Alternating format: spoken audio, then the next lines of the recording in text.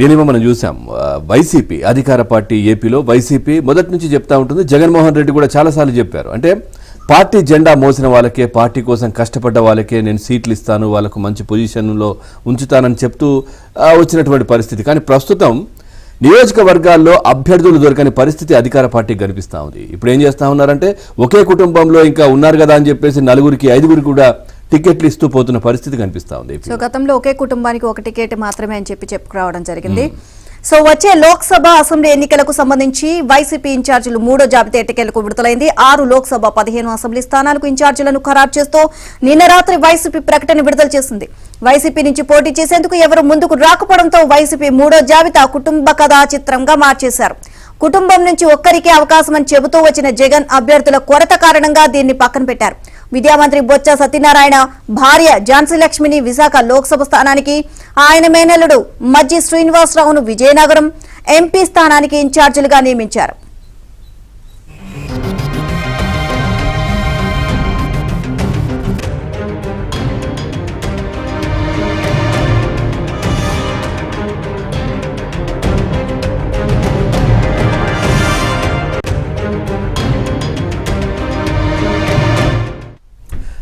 మంత్రి బొత్స ఇప్పటికే చీపురుపల్లి ఎమ్మెల్యేగా ఉన్నారు.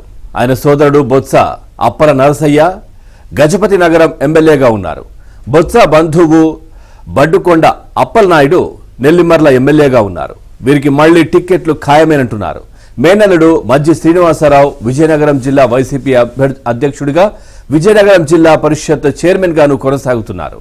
ఇక్కడ ఎంపీ బెల్లాన చంద్రశేఖర్ ను కాదని మజ్జికి తాజాగా అవకాశం ఇచ్చారు. విశాఖపట్నం ఎంపీగా బొత్స భార్య ఝాన్సీ లక్ష్మికి అవకాశం కల్పించారు.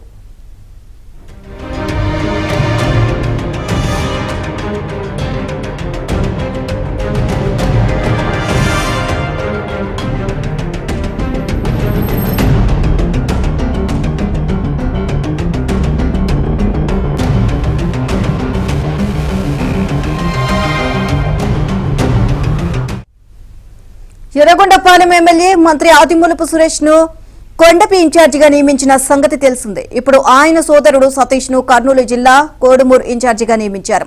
తాజా జాబితాలో తిరుపతి ఎంపీ గురుమూర్తిని సత్యవేడు అసెంబ్లీ స్థానానికి పంపారు. అక్కడి సిట్టింగ్ ఎమ్మెల్యే కోనేటి ఆదిమూలం తిరుపతి లోక్సభ ఇన్ఛార్జ్ అయ్యారు. అలాగే గతంలో శ్రీకాకుళం లోక్సభకు పోటీ చేసిన దువ్వాడ శ్రీనివాస్ ను టెక్కలి అసెంబ్లీకి పోటీ చేసిన పేరాడ తిలక్ ను శ్రీకాకుళం లోక్సభకు ఇన్ఛార్జీలుగా నియమించారు.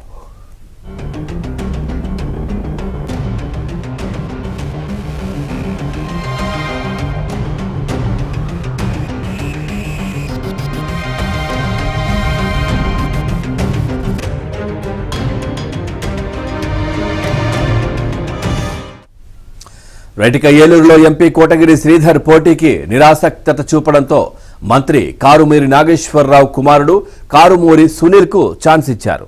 ఇక టీడీపీ విజయవాడ ఎంపీ కేశినేని నానికి అక్కడే టికెట్ ఇచ్చారు. ఇక ఇంతకాలం వైసీపీలో కొనసాగుతున్న పొట్లూరి వరప్రసాదరావును పక్కన పెట్టి ఇంకా అధికారికంగా పార్టీ కండువా కూడా కప్పుకొని నానికి అవకాశం ఇచ్చారు. కర్నూలులో బీసీ నేత సంజీవ్ కుమార్ కు అనుకున్నట్లుగానే మొండిచేయి చూపించారు. అక్కడ మంత్రి గుమ్మనూరు జయరాంను ఇన్ఛార్జిగా నియమించారు. ఇదే విషయానికి సంబంధించి మరింత సమాచారాన్ని మా కరెస్పాండెంట్ సత్య అందిస్తారు. సత్య, పూర్తి డీటెయిల్స్ ఏంటి? ఒకే కుటుంబానికి సంబంధించి చాలా మంది 2, 3, 4 అభ్యర్థులకు కూడా టికెట్ ఇస్తోంది వైసీపీ. వైసీపీ టికెట్ల వ్యవహారం కుటుంబ కథా చిత్రాన్ని తలపిస్తోంది. నిన్న మొన్నటి వరకు ఒక్క సీటు, కుటుంబానికి ఒక్క సీటే అని చెప్పినటువంటి అధిష్టానం నేడు టికెట్లు పోటీ చేసే వాళ్ళు దొరక్క ఒకే కుటుంబంలో 3 సీట్లు ఇస్తున్న పరిస్థితి అయితే కనిపిస్తోంది. బొత్స భార్య బొత్స ఝాన్సీకి, అదేవిధంగా మేనల్లుడు మజ్జి శ్రీనివాస్ కు 2 ఎంపీ సీట్లు కేటాయించడం జరిగింది. ప్రస్తుతం బొత్స చీపురుపల్లి ఎమ్మెల్యేగా కొనసాగుతున్నారు, మంత్రిగా కూడా ఉన్నారు. అటు మంత్రి సురేష్, ఆదిమూలపు సురేష్ మున్సిపల్ శాఖ మంత్రి, ఆయన సోదరుడికి కూడా అసెంబ్లీ బరిలోకి దింపేందుకు సిద్ధం చేసింది. కారుమూరి నాగేశ్వరరావు కుమారుడు ఏలూరు ఎంపీ స్థానం నుంచి పోటీ చేయించాలని నిర్ణయించారు. ఎందుకంటే కోటగిరి శ్రీధర్ ఏలూరు నుంచి తాను పోటీ చేసేది లేదని తేల్చి చెప్పడంతో ఇక చేసేది లేక అతనికి ఆ సీటు కేటాయించారు. 6 ఎంపీ 15 అసెంబ్లీ పేర్లతో నిన్న విడుదల చేసిన జాబితాలో దాదాపు చాలా కుటుంబంలో ఉన్న 2-3 వ్యక్తులకు సీట్లు ఇస్తూ ఆ జాబితా మొత్తం ఉందని మనం చెప్పుకోవచ్చు. అదే సమయంలో పెనమలూరు ఎమ్మెల్యే పార్థసారథికి ఈసారి మొండి చేయి చూపించింది.